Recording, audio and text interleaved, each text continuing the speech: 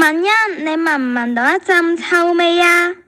啱啱上完體育堂，啲男同學身上都係咁大陣汗臭味㗎啦。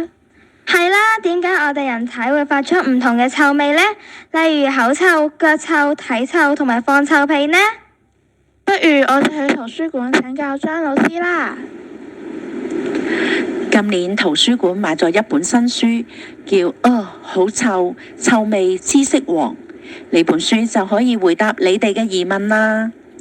例如，嗅覺係點樣運作嘅呢？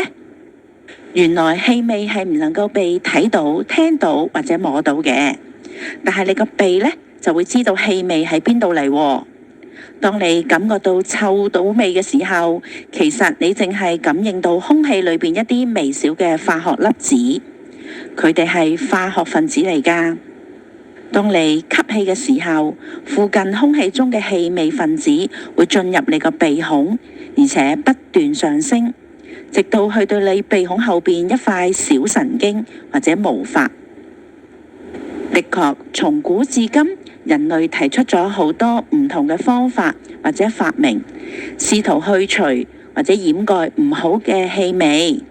不過有啲就有啲奇怪喎。例如古代點樣將個嘴巴洗乾淨呢？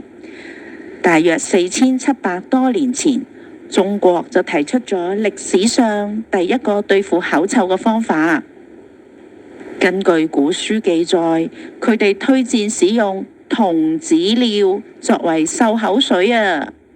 你哋敢唔敢試啊？去到2000年代，法國嘅發明家就研製出一種藥丸，聲稱可以使人嘅屁味變得香甜。唔同嘅選項嘅藥丸都能夠釋放出唔同嘅氣味出嚟，例如玫瑰味啦、紫羅蘭味或者朱古力味啊！各位同學，你哋怕唔怕臭啊？呢本好臭，臭味知識王，讓你同世界上最臭嘅人事近距離接觸。